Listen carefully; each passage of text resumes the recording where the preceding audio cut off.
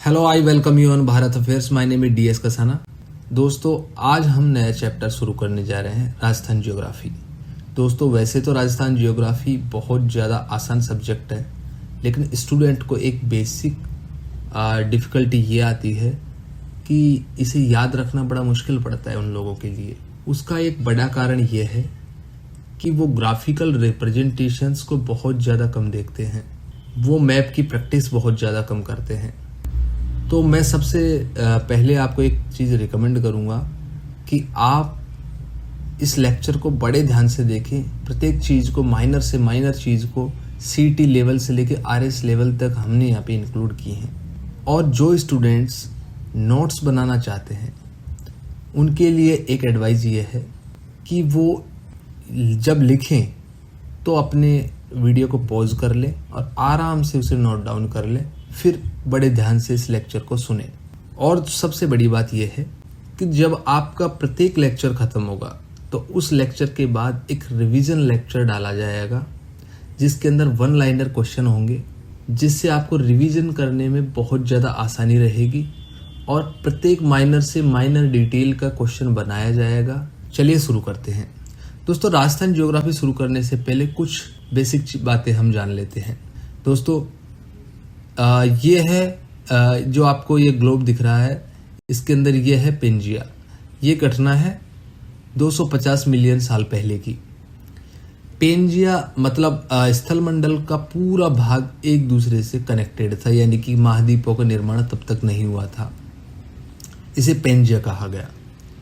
और जो ये ब्लू वाला वाटर वाला पार्ट था, इसे कहा गया पैथालासा। दोस्तों, ये शुरुआती स्टेज की बात है। करीब 250 मिलियन साल पहले, समझ लो कि आप 1 मिलियन में 10 लाख होते हैं। जब पेंजिया टूटा तो पेंजिया 2 भागों में टूटा। क्यों टूटा? क्योंकि जब सूर्य से और चंद्रमा से जो ग्रेविटेशनल और गुरुत्वाकर्षण बल जो लग रहे थे इनके ऊपर, तो ग्रेविटेशनल फोर्स के कारण पेंजिया टूटना शुरू हुआ और ये 2 पार्टों में टूटा। एक तो उत्तर पार्ट और एक से साउथ वाला पार्ट, यानी दक्षिण वाला पार्ट। जो उत्तर वाला पार्ट था उसे कहा गया अंगारलैंड, और जो पेंजिया का दक्षिणी भाग था उसे कहा गया गोंडवाना लैंड। दोस्तों, गोंडवाना लैंड पेंजिया का दक्षिणी भाग, जिसे दक्षिण अमेरिका, अफ्रीका, दक्षिण एशिया, ऑस्ट्रेलिया, अंटार्कटिका और इंडिया का निर्माण हुआ, तो इसे गोंडवाना लैंड कहा गया। अब एक महत्वपूर्ण बात यह आती है कि टेथिस सागर कैसे बना। जब पेंजिया टूटा तो अंगारलैंड और गोंडवाना लैंड बने, और इसके टूटने के मद्देनजर यहाँ ये जो पैथालासा का जो जल था वो जल भराव शुरू हुआ, तो महासागरों का निर्माण शुरू हुआ। तो इसको कहा गया टेथिस सागर, जो टेथिस सागर आपको यहाँ नजर आ रहा होगा। दोस्तों, अब बात आती है कि राजस्थान में गोंडवाना लैंड के अवशेष क्या हैं। दोस्तों, राजस्थान में अरावली पर्वतमाला और हाड़ौती का पठार गोंडवाना लैंड के अवशेष हैं, और टेथिस सागर राजस्थान में इसके अवशेष जो हैं ये हैं पश्चिमी मरुस्थलीय। जो पश्चिमी का मरुस्थल प्रदेश है ये टेथिस सागर के अवशेष हैं। और एक इम्पोर्टेंट बात यह है कि मैंने इस मैप के अंदर ड्रॉ किया है प्रायद्वीपीय पठार, और ऊपर है उत्तरी मैदान। तो आपको नजर आ रहा होगा कि राजस्थान का ये साउथ ईस्ट वाला पार्ट है, यानी कि हाड़ौती वाला रीजन, ये प्रायद्वीपीय पठार में आता है। तो नोट में लिखा हुआ है अरावली व हाड़ौती भारत के प्रायद्वीपीय पठार का हिस्सा है। दोस्तों, प्रायद्वीपीय पठार को थोड़ा सा छोटा बनाया गया है।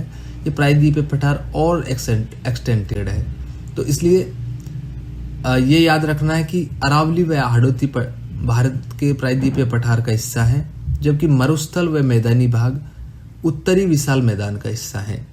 ये आपको एक इम्पोर्टेंट चीज याद रखनी है। चलिए अब शुरू करते हैं राजस्थान का भूगोल। राजस्थान के भूगोल में सबसे पहले आती है राजस्थान की स्थिति भारत के संदर्भ में, विश्व के संदर्भ में और एशिया महाद्वीप के संदर्भ में। तो हम समझते हैं इस मैप से।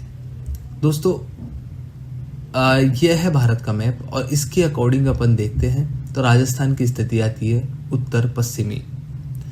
और ग्लोब की स्थिति में, यानी कि विश्व के संदर्भ में देखते हैं तो ये 0 डिग्री अक्षांश रेखा है और ये 0 डिग्री देशांतर रेखा है। और इससे साफ पता लगता है कि ये भारत उत्तर पूर्वी गोलार्ध में है। ओके, तो राजस्थान की स्थिति अब देखेंगे हम एशिया महाद्वीप के संदर्भ में। दोस्तों, एशिया महाद्वीप के संदर्भ में मैंने एशिया महाद्वीप का ये मैप ड्रॉ किया हुआ है। ये इंडिया का मैप है और इस स्थिति से आप स्पष्ट रूप से समझ सकते हैं कि राजस्थान की स्थिति एशिया महाद्वीप के संदर्भ में दक्षिणी पश्चिमी है। अब बात कर लेते हैं कुछ बेसिक चीज़ों की। दोस्तों, सबसे पहले राजस्थान की जो आकृति थी, इसको टी.एच. हैंडले ने बताया कि इसकी आकृति विषम चतुष्कोणीय पतंगाकार है। तो इसको इंग्लिश में रोम्बस भी कहते हैं। तो एक क्वेश्चन एग्जाम में ये भी आता है कि राजस्थान की स्थिति कैसी है। हो सकता है उसमें रोम्बस का ऑप्शन दिया हो, तो रोम्बस उसका आंसर हो सकता है। ऑब्वियस बात है कि राजस्थान क्षेत्रफल की दृष्टि से राजस्थान देश में पहला स्थान है और राजस्थान का कुल क्षेत्रफल 3,42,239 वर्ग किलोमीटर है, या फिर इसे मील में कन्वर्ट करते हैं तो 1,32,140 वर्ग मील है। दोस्तों, वर्ग मील में भी कई बार क्वेश्चन आया हुआ है कि राजस्थान का क्षेत्रफल कितना है। उसमें ऑप्शंस केवल वर्ग मील में दिए होंगे, तो आपको वर्ग मील में भी इसे याद रखना जरूरी है। राजस्थान का क्षेत्रफल भारत के कुल क्षेत्रफल का 10.41% है और राजस्थान का क्षेत्रफल अगर विश्व के कुल क्षेत्रफल का प्रतिशत निकालें तो ये आता है 0.25%। दोस्तों, आगे बढ़ने से पहले मैं कुछ आपको अक्षांश और देशांतर रेखाओं के बारे में बेसिक नॉलेज देना चाहूँगा, जो आपके राजस्थान ज्योग्राफी के हिसाब से इम्पोर्टेंट ही हैं। साथ ही साथ आपके इंडियन ज्योग्राफी का चैप्टर आएगा, उसमें भी बहुत ज़्यादा इम्पोर्टेंट रहती हैं। तो अक्षांश और देशांतर रेखाओं की बेसिक जानकारी मैं देना चाहूँगा कि अक्षांश और देशांतर रेखाएं क्या होती हैं।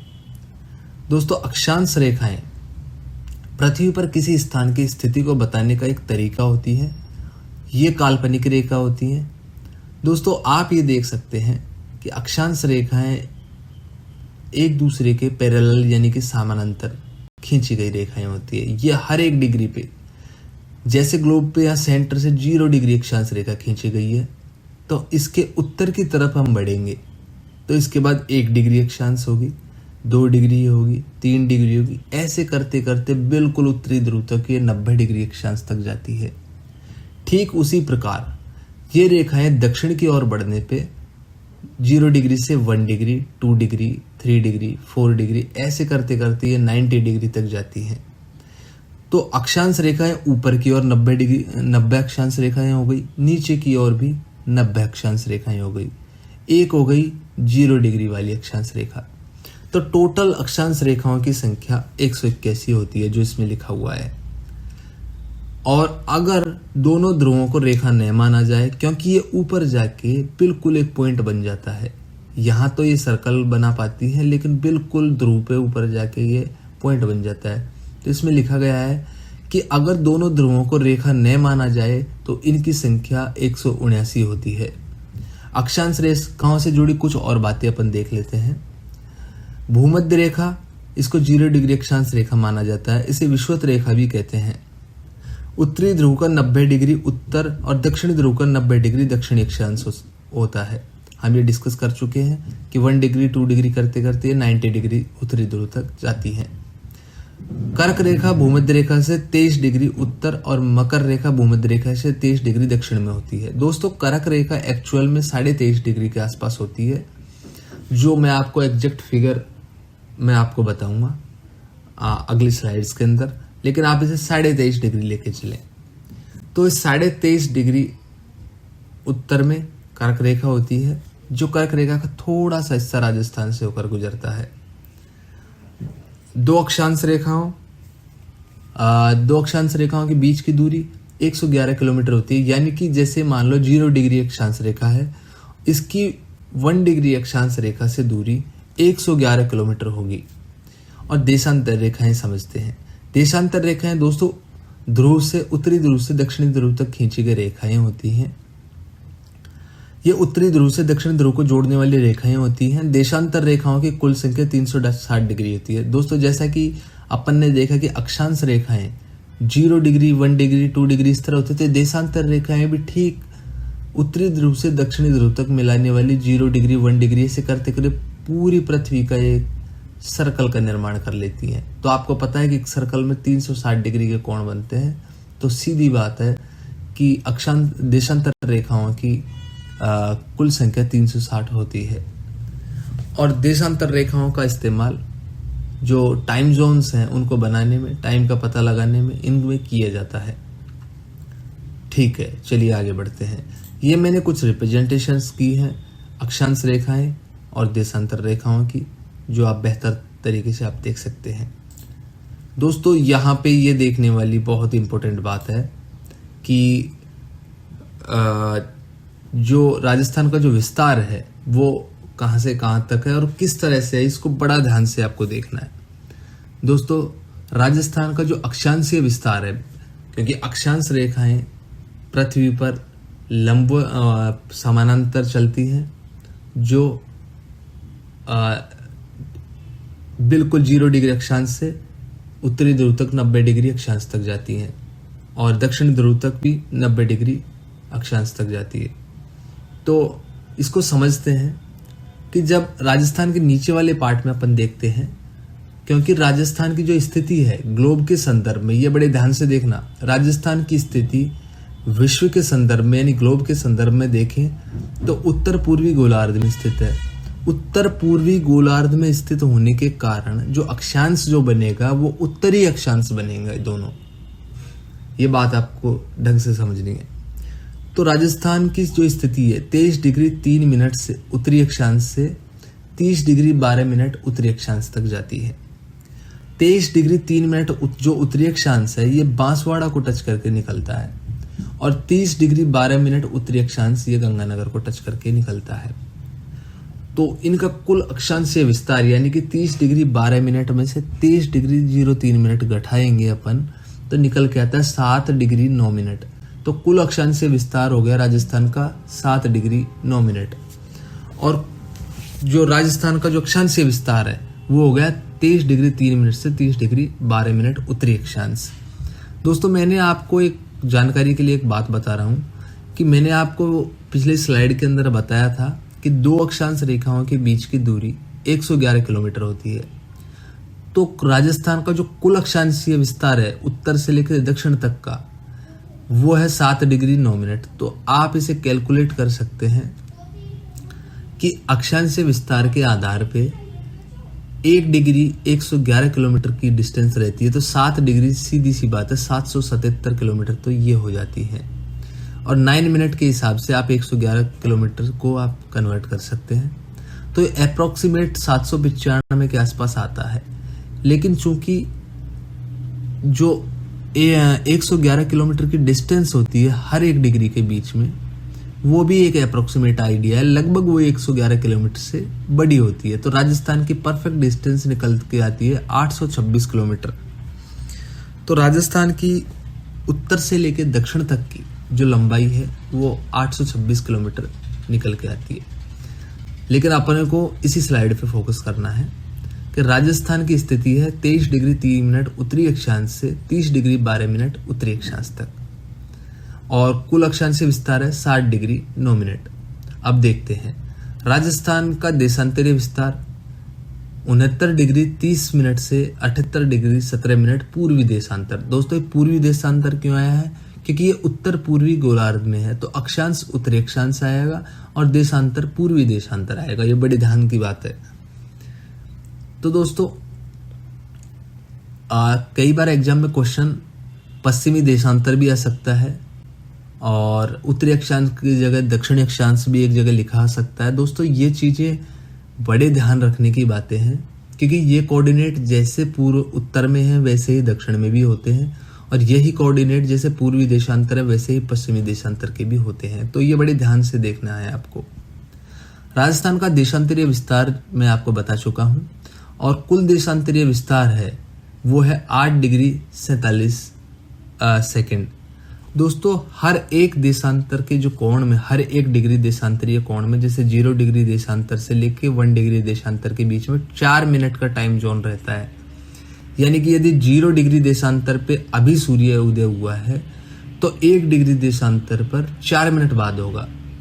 तो आप यो समझ सकते हैं कि यदि धौलपुर के अंदर सूर्य उदय होता है 78 डिग्री 17 मिनट पर 78 डिग्री 17 मिनट पूर्वी देशांतर पर सूर्य उदय होता है, तो 69 डिग्री 30 मिनट पूर्वी देशांतर यानी जैसलमेर में सूर्य उदय होने के टाइम में कितना फर्क आएगा, ये क्वेश्चन आता है जो मैं आपको नेक्स्ट स्लाइड में बताने वाला हूं। लेकिन आप इसको ऐसे भी देख सकते हैं कि कुल देशांतरीय विस्तार हो गया 8 डिग्री 47 मिनट। मैंने बताया था कि देशांतर रेखाएं समय की गणना कर सकती हैं, तो 8 डिग्री में यानी कि 32 मिनट का तो सीधा सीधा आपको अंतर समझ में आ जाना चाहिए कि धौलपुर में और जैसलमेर में 32 मिनट के समय का फर्क है सूर्य उदय होने में। तो ये अप्रोक्सीमेट जो निकल के आता है मैं नेक्स्ट स्लाइड में आपको बता दूंगा। लेकिन अभी आपको यहाँ पे ध्यान रखना है कि राजस्थान का अक्षांशीय विस्तार 23 डिग्री 3 मिनट से 30 डिग्री 12 मिनट उत्तरी अक्षांश है, और देशांतरीय विस्तार 69 डिग्री 30 मिनट से 78 डिग्री 17 मिनट पूर्वी देशांतर। कुल अक्षांशीय विस्तार पूछे तो 7 डिग्री 9 मिनट, और कुल देशांतरीय विस्तार पूछे तो 8 डिग्री 47 मिनट निकल के आता है। चलिए आगे बढ़ते हैं। दोस्तों राजस्थान से पूर्णमान की जाने वाली राजस्थान से पूर्णमान की कुल 7 अक्षांश रेखाएं गुजरती हैं। समझाता हूं कैसे। ये अपनी अक्षांश रेखाएं हैं। इन अक्षांश रेखाओं में राजस्थान 23 डिग्री 3 मिनट से शुरू होता है, तो 23 डिग्री जाहिर सी बात है राजस्थान से गुजरती नहीं है। राजस्थान से गुजरती है 24 डिग्री 25, 26, 27, 28, 29 और 30। कुल 7 अक्षांश रेखाएं गुजरती है, और राजस्थान का जो लास्ट पॉइंट टच करती है वो है 30-12 यानी कि 30 डिग्री 12 मिनट अक्षांश पूर्वी उत्तरी अक्षांश। जो 30 डिग्री 12 मिनट यहाँ से टच करके लास्ट में गुजरती है, तो जाहिर सी बात है 31 यानी कि 31 डिग्री अक्षांश रेखा राजस्थान से नहीं गुजरती। अब देखते हैं कि राजस्थान से गुजरने वाली सबसे बड़ी 27 डिग्री उत्तरी अक्षांश रेखा है। आप देख सकते हैं इस मैप में आराम से आपको नजर आ रहा होगा कि 27 डिग्री उत्तरी अक्षांश रेखा सबसे बड़ी गुजरने वाली रेखा है, और राजस्थान की लगभग मध्य से गुजरने वाली जो रेखा है वो भी 27 डिग्री उत्तरी अक्षांश रेखा है। चलिए आगे चलते हैं। दोस्तों कर्क जो रेखा है उसको मैंने पिछली स्लाइड में आपको बताया था कि 23 डिग्री 23.5 डिग्री के आसपास रहती है। कर्क रेखा के जो एग्जैक्ट कोऑर्डिनेट है वो है 23 डिग्री 26 मिनट और 11 सेकेंड। सरल भाषा में बनाने के लिए 23 डिग्री 27 मिनट भी लिखा हो सकता है कहीं पर, या फिर कई जगह 23 डिग्री 30 मिनट अक्षांश रेखा भी लिखा हो सकता है। दोस्तों कर्क रेखा राजस्थान के कुशलगढ़ तहसील जो बांसवाड़ा जिले की है उससे होकर गुजरती है, जिसकी राजस्थान में लंबाई लगभग 26 किलोमीटर है, और माही नदी कर्क रेखा को 2 बार काटती है। चलिए आगे बढ़ते हैं। दोस्तों 21 जून उत्तरी गोलार्ध और भारत का सबसे बड़ा दिन होता है, चूंकि कर्क रेखा पर सूर्य की किरणें सीधी पड़ती हैं, और इस दिन राजस्थान में दिन की अवधि होती है 23 घंटे 27 मिनट की। बहुत इंपॉर्टेंट चीज है कि 21 जून को राजस्थान में दिन की अवधि कितनी होती है, 13 घंटे और 27 मिनट की होती है। सूर्य की सर्वाधिक जो तिरछी किरणें हैं श्रीगंगानगर जिले में पड़ती है। जाहिर सी बात है जब कर्क रेखा पे सूर्य सीधा चमकता है जो कि बांसवाड़ा से गुजरती है, तो बांसवाड़ा के से सबसे दूर जो जिला है वो है उत्तर में श्रीगंगानगर। तो सीधे तौर पे पता लगता है कि गंगानगर में सूर्य की किरणें सर्वाधिक तिरछी पड़ती हैं। चलिए आगे बढ़ते हैं। दोस्तों राजस्थान का अधिकांश भाग कर्क रेखा के उत्तर में आता है, तो जलवायु के हिसाब से देखें तो ये उपोष्ण कटिबंधीय जोन में आता है। लेकिन वास्तविकता क्या है कि समुद्र से अधिक दूरी की है और मरुस्थल का राजस्थान में बहुत ज्यादा विस्तार है। इसके कारण यहाँ की जलवायु उष्ण और विषम है। एग्जाम में दोनों तरह से पूछा जा सकता है क्वेश्चन। इसे बड़े ध्यान से देखने वाली चीज है कि राजस्थान कौन से जोन में आता है, उपोष्ण कटिबंधीय जोन में आता है, और राजस्थान की जलवायु कैसी है, उष्ण और विषम राजस्थान की जलवायु है। चलिए आगे बढ़ते हैं। राजस्थान से पूर्णमान की कुल 9 देशांतर रेखाएं गुजरती है। देशांतर रेखाओं को समझ रहे हैं तो 9 देशांतर रेखाएं आप गिन सकते हैं। 69 डिग्री 30 मिनट से 78 डिग्री 17 मिनट तक राजस्थान का देशांतरीय विस्तार है। और यहाँ से अपन काउंट कर सकते हैं, बहुत इजीली आपको नजर आ रहा होगा कि 9 देशांतर रेखाएं राजस्थान से गुजरती हैं। 26 डिग्री 30 मिनट अक्षांश रेखा और 74 डिग्री 30 मिनट पूर्वी देशांतर रेखा राजस्थान को उत्तर दक्षिण और पूर्व पश्चिमी में बराबर भागों में विभक्त करती हैं। दोस्तों ये रेड लाइन में मैंने इन चीज़ों को ड्रॉ किया गया है, यानी कि 26 डिग्री 30 मिनट उत्तरी अक्षांश रेखा और 74 डिग्री 30 मिनट पूर्वी देशांतर रेखा रेड लाइन से यहाँ पे ड्रॉ की गई हैं। तो इनका जो एक दूसरे को ये जहाँ पर इंटरसेक्ट करती है नागौर में, इसे राजस्थान का मध्य बिंदु माना जाता है। और ये नागौर के मेड़ता के निकट लंपोलाई गांव है। चलिए आगे बढ़ते हैं दोस्तों। अब राजस्थान की लंबाई चौड़ाई देख लेते हैं। दोस्तों राजस्थान की उत्तर से लेकर दक्षिण तक की लंबाई 826 किलोमीटर है और इसके बाद पूर्व से लेकर पश्चिम की अगर लंबाई देखें अपन तो मैक्सिमम लंबाई है 869 किलोमीटर। ये उत्तर में सबसे जो उत्तरी गांव है राजस्थान का वो गंगानगर जिले का कोणा गांव है, श्री गंगानगर जिले में स्थित है। और सबसे दक्षिणी गांव है राजस्थान का वो है बोरकुंडा गांव, कुशलगढ़ तहसील में बांसवाड़ा का। सबसे पूर्वी गांव है सिलाना गांव, राजाखेड़ा, धौलपुर। और सबसे पश्चिमी गांव है कटरा गांव, जैसलमेर। बहुत ज़्यादा याद रखने की ज़रूरत है इस चीज़ को, क्योंकि कई बार क्वेश्चन में कोई चीज़ डायरेक्ट पूछने के बजाय इस तरह भी पूछा जा सकता है कि धौलपुर के सिलाना गांव से कितने डिग्री अक्षांश रेखा गुजरती है। तो अपन जानते हैं कि राजस्थान का विस्तार 23 डिग्री 3 मिनट से 30 डिग्री 12 मिनट उत्तरी अक्षांश है। तो 30 डिग्री 12 मिनट यहाँ पर अपना आंसर हो जाएगा। चलिए आगे बढ़ते हैं। यहाँ पे कुछ इम्पोर्टेंट जो मैंने आपसे डिस्कशन किया है वो लिखा गया है। अगर आप इसका स्क्रीनशॉट लेना चाहें ले सकते हैं, और अन्यथा आप वीडियो को पॉज करके इसे राइट डाउन कर सकते हैं। दोस्तों मैंने आपको बताया था कि जो 8 डिग्री 47 मिनट का जो देशांतरीय विस्तार है, कुल देशांतरीय विस्तार, इसकी वजह से 35 मिनट 8 सेकंड का समय लगता है धौलपुर में और जैसलमेर के सूर्योदय होने में फर्क कितना आता है। यहाँ से आप कैलकुलेट आराम से कर सकते हैं कि 1 डिग्री देशांतर में 4 मिनट का फर्क आता है। यहाँ लिखा हुआ है कि सर्वप्रथम सूर्योदय धौलपुर में होता है, क्योंकि धौलपुर राजस्थान का सबसे पूर्वी जिला है। और सबसे बाद में सूर्योदय जैसलमेर में होता है, क्योंकि वह राजस्थान का सबसे पश्चिमी जिला है। राजस्थान में पूर्व से पश्चिम में सूर्योदय होने में 35 मिनट 8 सेकंड का समय लगता है। आपको ये बातें ढंग से समझ में आ गई होगी। राजस्थान का सबसे पूर्वी स्थान मैं बता चुका हूँ, राजस्थान का दक्षिणी स्थान बता चुके हैं हम, राजस्थान का सबसे उत्तरी स्थान भी डिस्कस हो चुका है।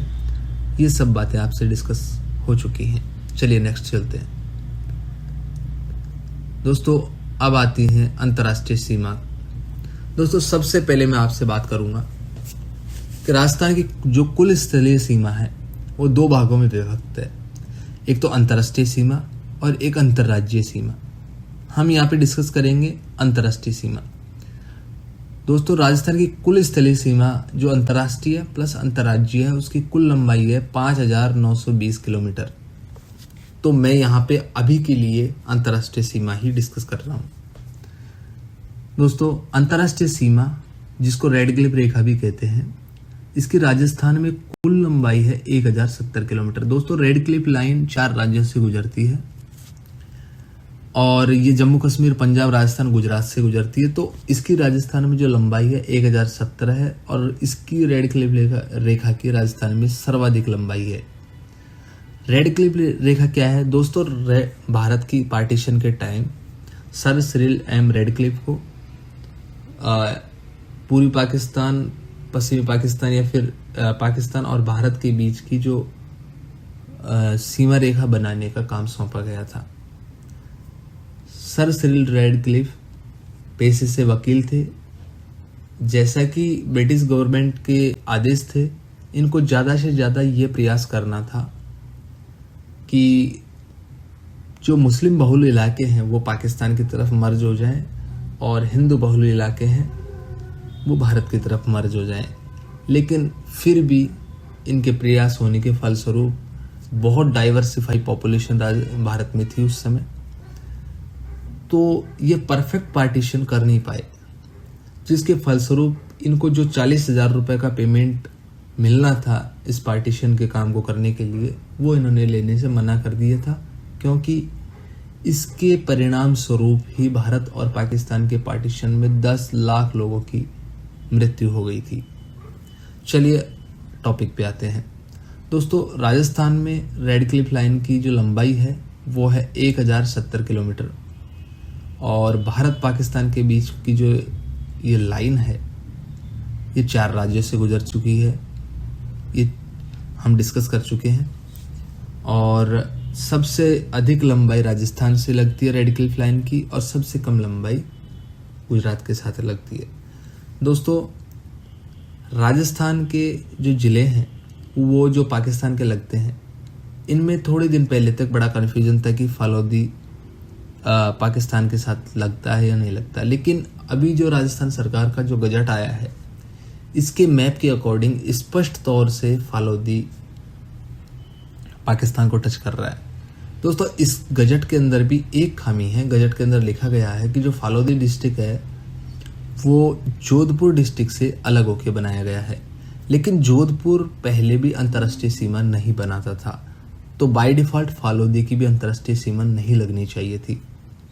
परंतु इन्होंने जो ये पश्चिमी सीमा के जो पाकिस्तानी सीमा की जो टच किया है फालोदी डिस्ट्रिक्ट को, उसका रीज़न है कि जैसलमेर का जो नौक वाला एरिया है, नौका बीकानेर में है, लेकिन ये जो एरिया है वो नौक वाला एरिया है, इसे फालोदी में मर्ज करना बताया गया है।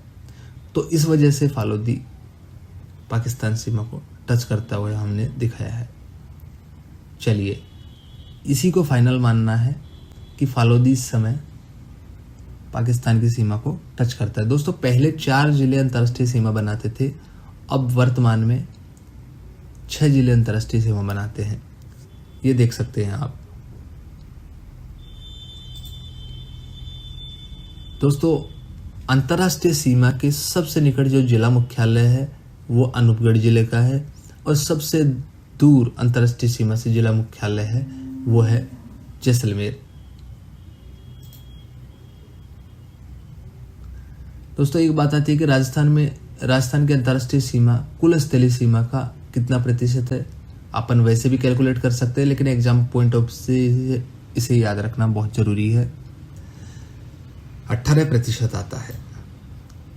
दोस्तों, रैडक्लिफ लाइन का सबसे निकट राजधानी मुख्यालय श्रीनगर है और रैडक्लिफ लाइन पर सबसे दूर राजधानी मुख्यालय है वो जयपुर है और रैडक्लिफ लाइन पर सबसे छोटा जो स्टेट है, राज्य, वो पंजाब है।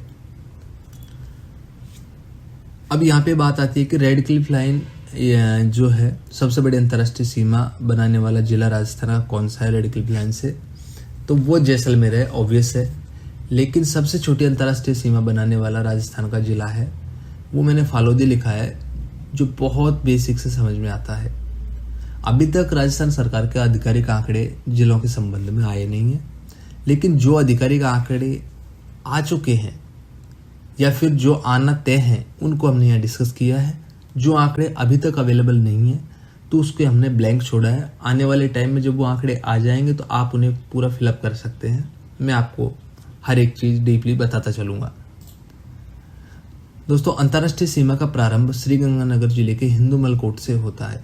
श्रीगंगानगर जिला ऊपर वाले श्रीगंगानगर है, यहाँ से हिंदूमल कोट एक गांव है, यहाँ से अंतर्राष्ट्रीय सीमा का प्रारंभ होता है और इसकी समाप्ति अंतर्राष्ट्रीय सीमा के राजस्थान में बाकासर बाड़मेर में होती है।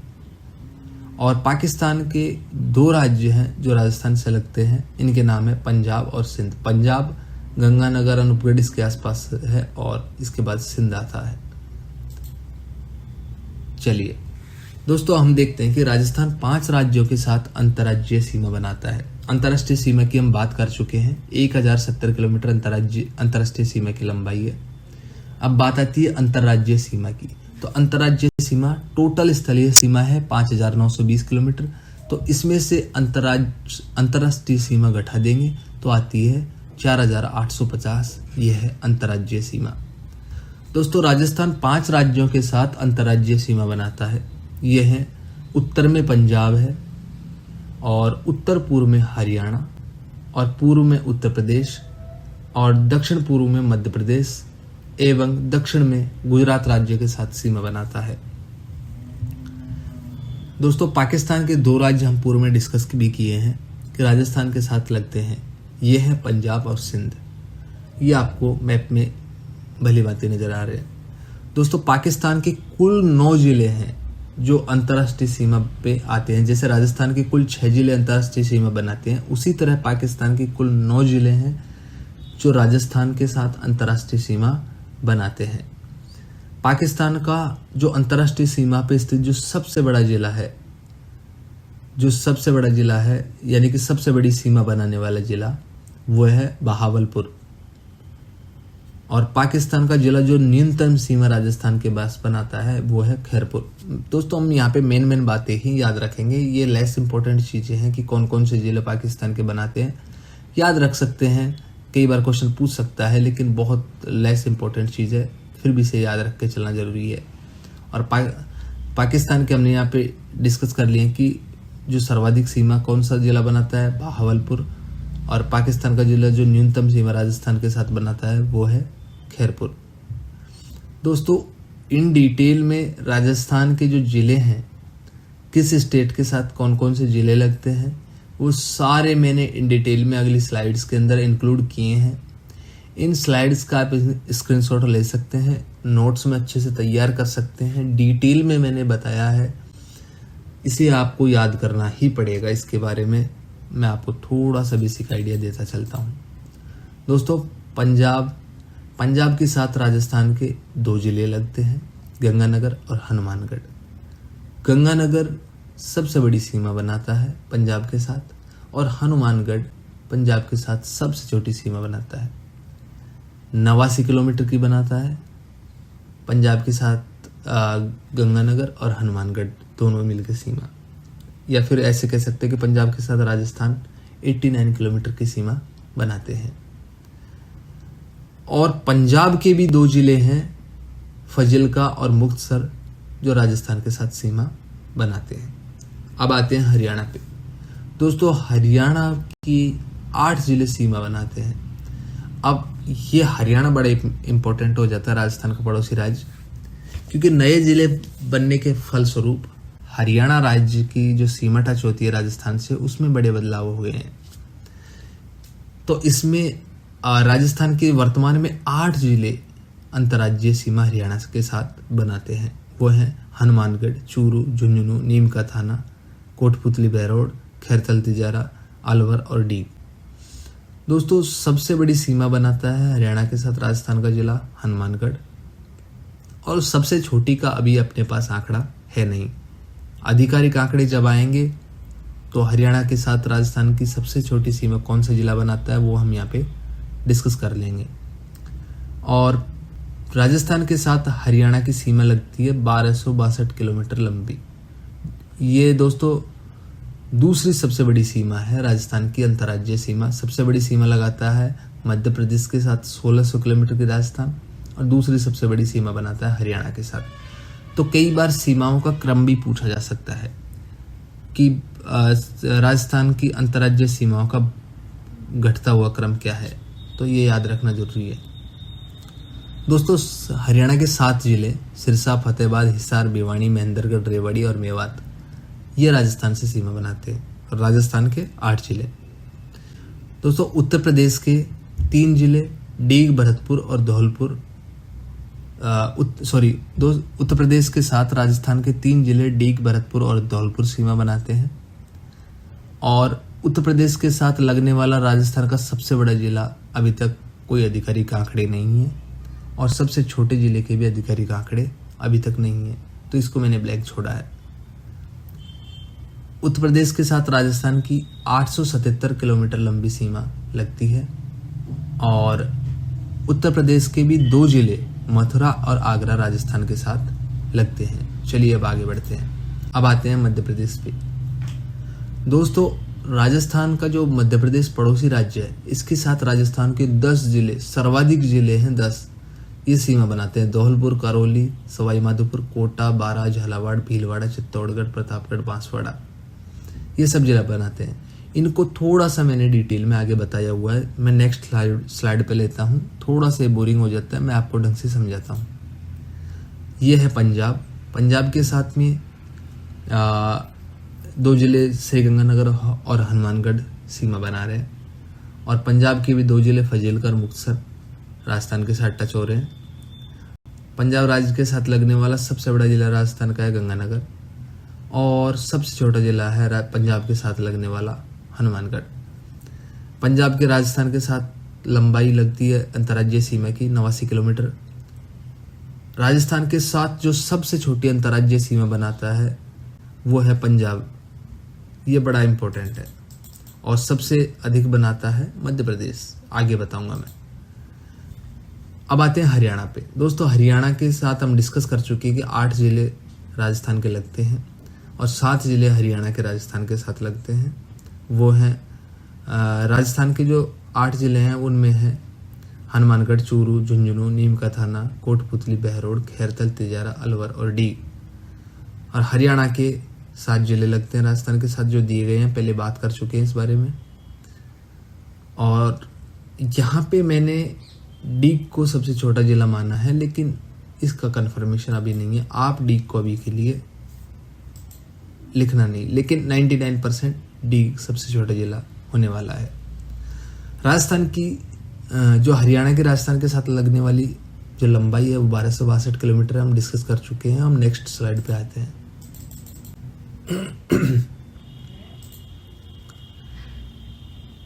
दोस्तों, उत्तर प्रदेश के साथ राजस्थान के 3 जिले डीग, भरतपुर, धौलपुर लगते हैं और उत्तर प्रदेश के भी 2 जिले मथुरा और आगरा राजस्थान से टच होते हैं, ये हम डिस्कस कर चुके हैं।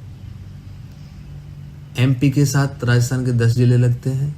कुछ इंपॉर्टेंट फैक्ट्स यहाँ देखूंगा मैं कि झालावाड़ जिले की जो अंतर्राज्यीय सीमा है वो सबसे बड़ी है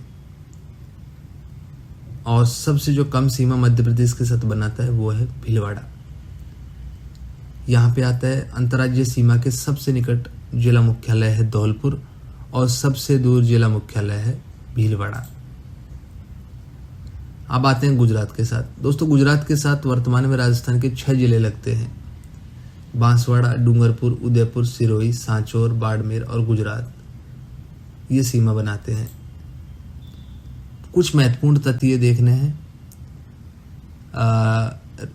एक बात मैं आपको क्लियर कर दूं कि मैं एक चीज़ यहाँ पे कंसिडर नहीं किया हूँ कि गुजरात के जो ज़िले हैं वो कितने यहाँ से राजस्थान से सीमा बनाते हैं, इसके बारे में मैं आपको डिटेल में बताऊंगा।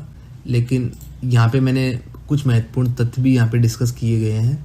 उन महत्वपूर्ण तथ्यों पे हम पहले चर्चा कर लेते हैं कि राजस्थान के जो परिधीय जिले हैं वो हैं 29, यानी कि जो राजस्थान की परिधि में या तो अंतर्राज्यीय सीमा बनाते हैं या अंतर्राष्ट्रीय सीमा बनाते हैं, वो हैं परिधीय जिले 29।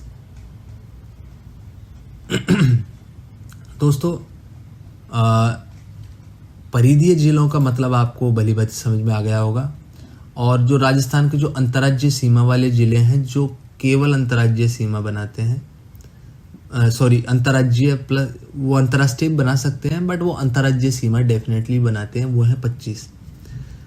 और राजस्थान के केवल अंतर्राज्यीय सीमा वाले जिले, केवल का मतलब ये है कि वो अंतर्राष्ट्रीय सीमा भी नहीं बनाने चाहिए। तो गंगानगर और बाड़मेर अंतर्राज्यीय भी बनाते हैं और अंतर्राष्ट्रीय भी बनाते हैं, तो ये 2 जिले अपन कम कर लेते हैं। तो ये आता है कि राजस्थान के 23 जिले केवल अंतर्राज्यीय सीमा बनाते हैं और राजस्थान के अंतर्वर्ती जिलों जो किसी राष्ट्र या राज्य के साथ सीमा नहीं बनाते वो हो गए 21।